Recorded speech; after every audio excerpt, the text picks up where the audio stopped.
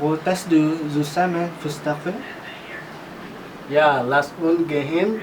Aber gib mir zuerst 5 Minuten. Nimm die Zeit.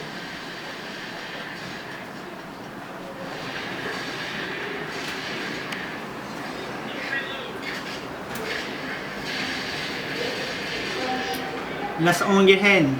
Ich bin hungry. Okay. Lass uns gehen.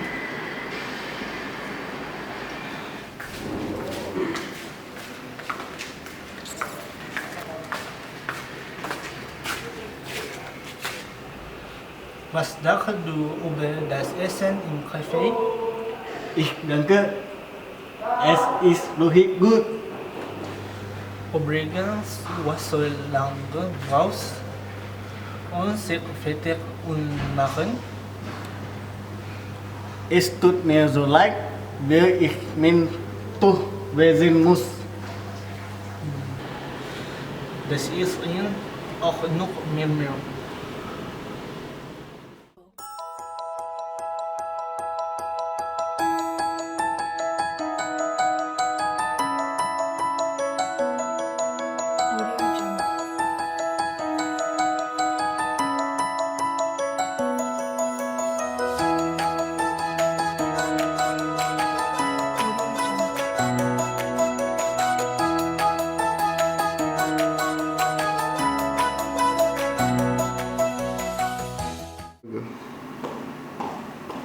Guten Abend, mein Herr. Willkommen im Kaffee.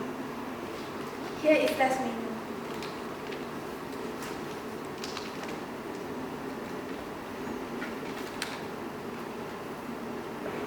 Möchten Sie was zum Trinken?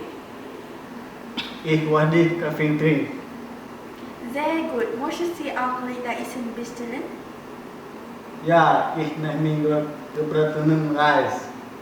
Und Sie, was darf ich Ihnen bringen? Ich muss Raclette Nudeln.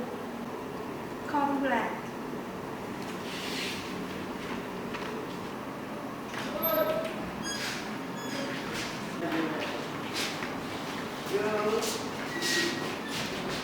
Hello Rahmat. Hello Barat. Wie geht's Ihnen? Mir geht es gut. Bitte nehmen Sie Platz.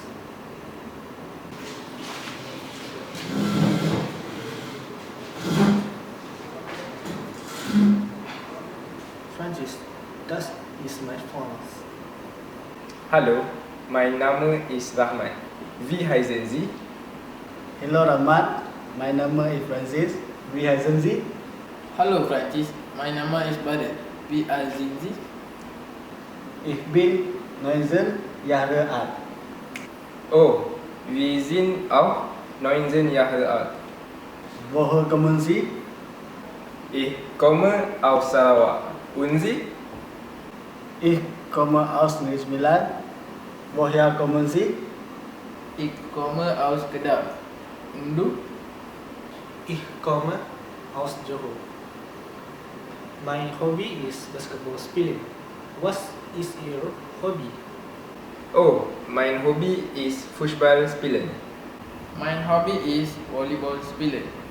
Oh, ich habe dieselben Hobbys wie Sie.